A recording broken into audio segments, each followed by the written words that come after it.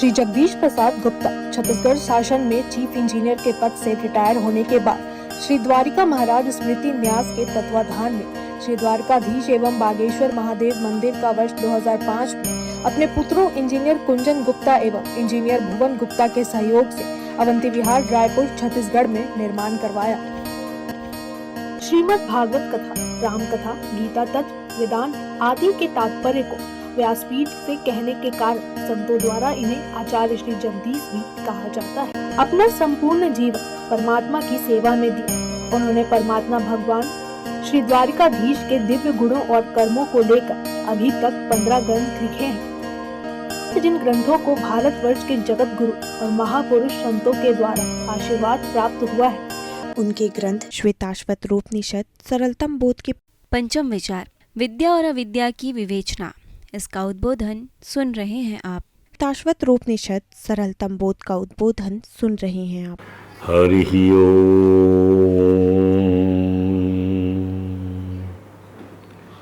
समं प्रशांतं सुमुखं दीर्घचारु चतुर्भुजं सुन्दरचारुग्रीवं सुकपोलं शुचिस्मितं समानकर्णविन्यस्तस्फुरन्मकराकृतकुण्डलं हेमाम्बरं घनश्यामं श्रीवत्सां श्रीनिकेतनं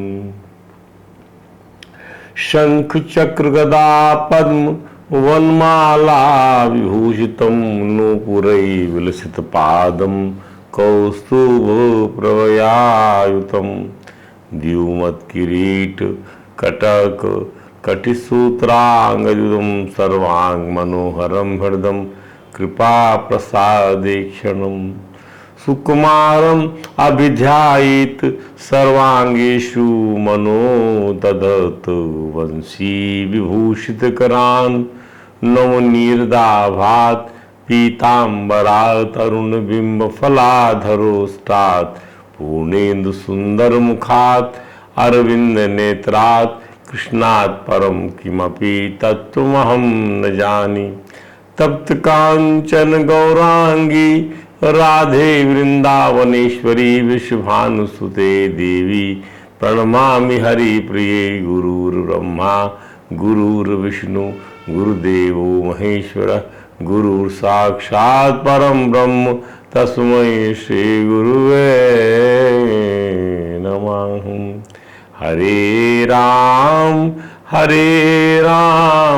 राम राम हरे हरे, हरे कृष्ण कृष्ण कृष्ण हरे हरे। बोलिए परात्पर परब्रह्म त्रिलोकी नाथ भक्त वांछा कल्पतरु भक्त वत्सल कृपण वत्सल शरणागत वत्सल भगवान श्री द्वारकाधीश महाराज की जय। भगवान श्री बांके बिहारी लाल की जय। भगवान श्री राज बिहारी लाल की जय। भगवान राधा दामोदर नाथ की जय। श्री सद्गुरु भगवान की जय। समस्त गुरु भगवान की जय। श्री चैतन्य महाप्रभु जी महाराज की जय। देवर्षि नारद जी महाराज की जय। भगवान श्री व्यास जी महाराज की जय। जय श्री राधे, जय जय श्री श्याम। आइए श्वेताश्वतरूपनिषद के सरलतम बोध नामक हमारे ग्रंथ में हम लोग जो है विद्या और अविद्या नामक पांचवें विचार पर विचार कर रहे हैं, जहाँ भगवान श्री नारायण ने ब्रह्मा जी को वेद का ज्ञान कराया। वेद का ज्ञान जो है ब्रह्मा जी को मिला और फिर ब्रह्मा जी ने इसे अपनी वंश परंपरा में अपने पुत्रों को प्रदान किया। ब्रह्मा जी ने भगवान श्री अचिंत्य गति हरि का स्तवन किया और कहते हैं जब ज्ञान मिल गया उनको, प्रभु को अपने अंदर में हृदय में विराजमान देखा अंतर्यामी रूप से, तो कहते हैं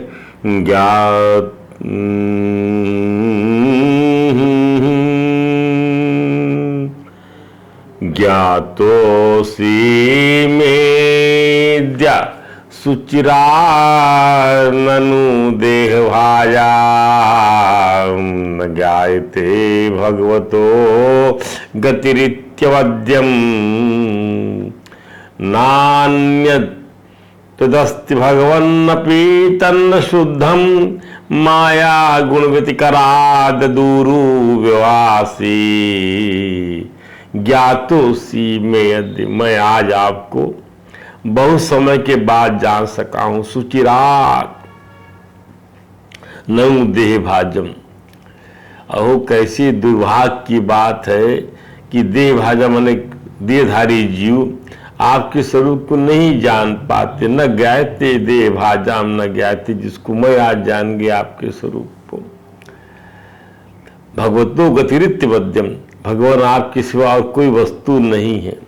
भगवतो गति रित्यवद्यम इति वद्य अवद्यम नान्यद वस्ति नान्यद तदस्ति भगवान अपि।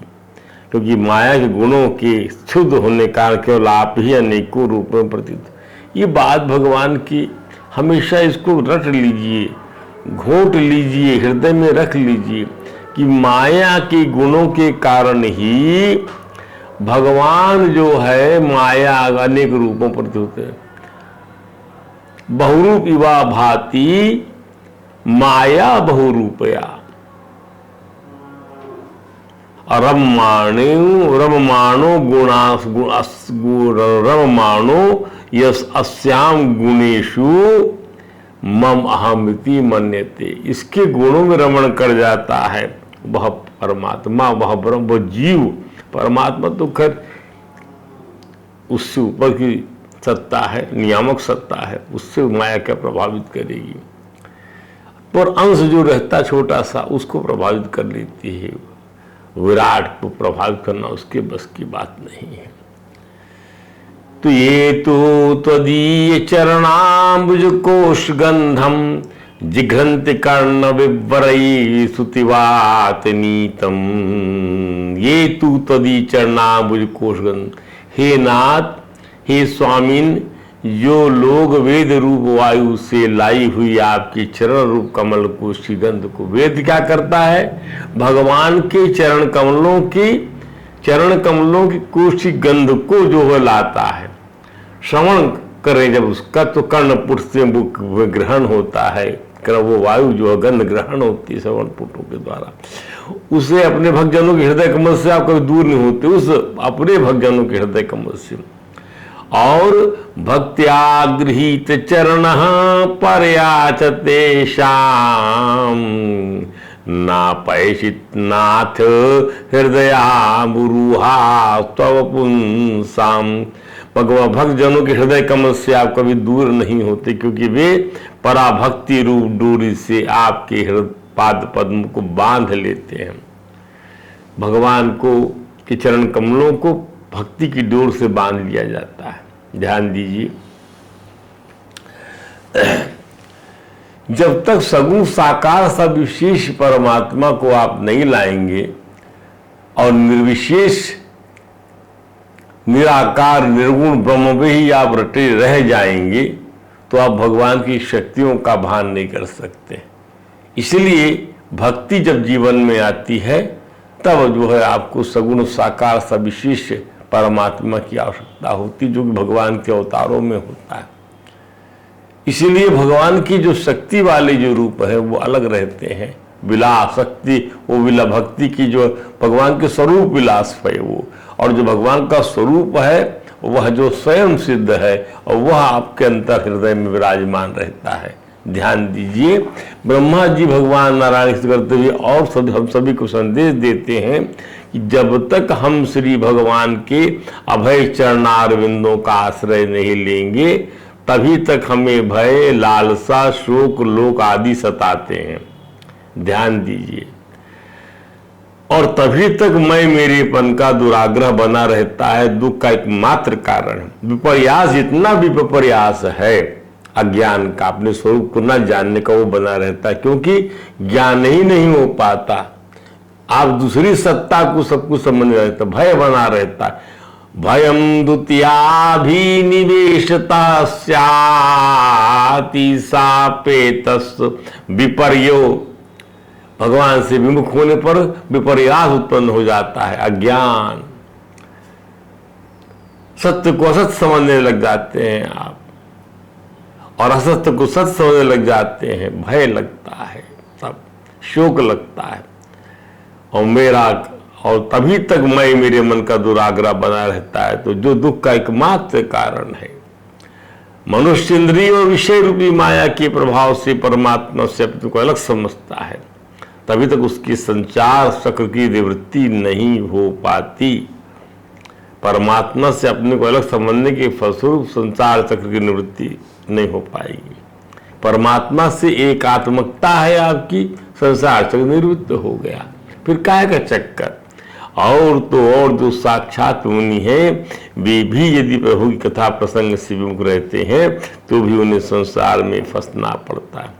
श्रीमन नारायण का मार्ग केवल और केवल गुण श्रवण से ही जाना जा सकता है। श्रीमन नारायण एक हैं और संपूर्ण प्राणियों के अंतःकरणों में स्थित उनके परम हितकारी अंतरात्मा है। कमला सहस्त्र वर्मा जी क्या कहते हैं, ध्यान दीजिए। भगवान की स्तुति जो ब्रह्मा जी ने किया है, जो पहले जीव हैं सर्वप्रथम और दिव्य जीव हैं, ध्यान दीजिए, जिनको भगवान ने स्वतः वेद का ज्ञान कराया और उनके गर्भ में वेद का वास कर दिया और अंतर्यामी रूप से उनके साथ में जुड़ गए। तो क्या कहते हैं ब्रह्मा जी, सस्वस्वरूप महाशैव निमित भेद मोहाय बोध दिशनाय नमः परस्मै विश्वोद्भव स्थिति विस्तृति लयेषु निमित्त लीला रासाय तेनम इदम चक्रमेश्वराय।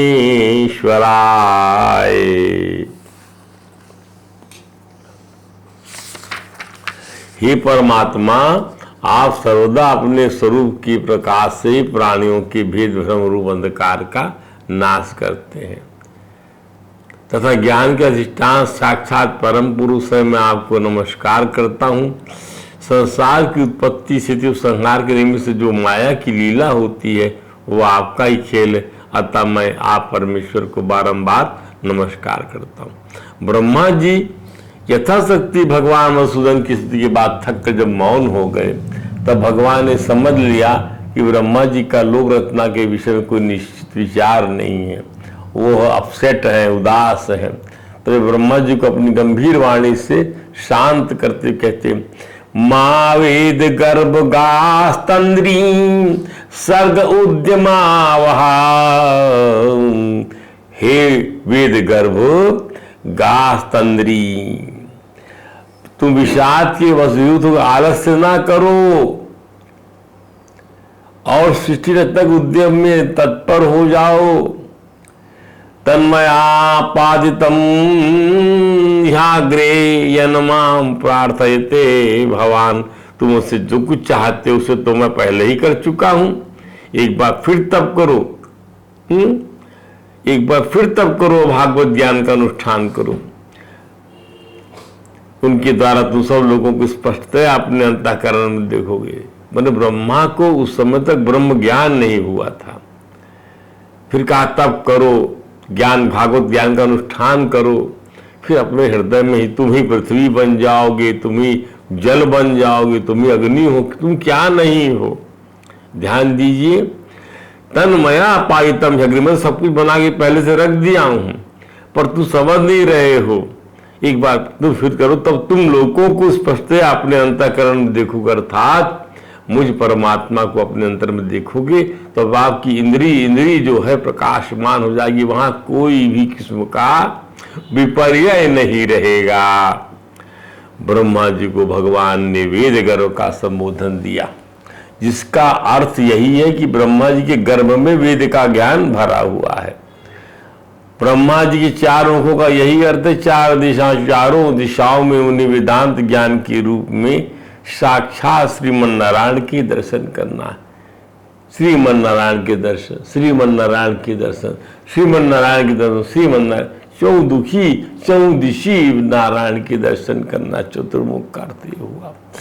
चतुर्मुख का तब मजा और आता है जब भगवान के ब्रह्म मोह जब दूर हुआ, जब जान गए ब्रह्मा जी कि श्री कृष्ण ही बने हैं बछड़ों के रूप में, ये श्री कृष्ण ही बने बाल गोपालों के रूप में। यहाँ तक कि बाल गोपालों की वेशभूषा में जो शाल है, कंबल है, माला है, कंठी है, ताबीज है, उनके साथ लाया हुआ माखन है, ये है वो है, जितनी भी किस्म की चीज़ सब कृष्ण बने हुए, यानी वैसे हूबहू वैसे ही बने, वैसे बछड़े बने हुए हैं, वही घंटी पहने हुए हैं, वही सब। तब ये जब मोह दो तब भगवान के चरणों में चवर जो धोख दिया, ऐसे पीछे के सिर से ऐसे और ऐसे धोख दिया। 4 सिर का अर्थ भी समझिए, 4 अर्थ जिसके हो जाते हैं। रावण से तो रावण का सिर एक लाइन में था, एक लाइन में, और ब्रह्मा जी का 4 सिर 4 दिशा में था। इसलिए रावण को केवल और केवल अहंकार के सिवा कुछ भी दिखाई नहीं पड़ता था। अहंकार एक रेखण होता है और एक रेखण बढ़ता चला जाता है, बढ़ता चला जा, एक रेखण ऐसे बढ़ता चला जाएगा। अहंकार ऐसे भी नहीं होता है, ऐसे होगा, ऐसे कैसे? ये तो ऊर्ध्वगति केवल और केवल रेता बोलते हैं उसको, जो ब्रह्म की ओर जाता है, और अहंकार ऐसे जाता है। ऐसे जाने पर कहाँ जाएगा? कोई वो तट, वो जो है ना ऊपर ना नीचे, कहीं नहीं रहता, वहीं का वहीं रहता है। वो समझता ऊपर गया, वो समझता नीचे गया, इस प्रकार से। तो इसके बाद हम आपको फिर आगे समझाते हैं।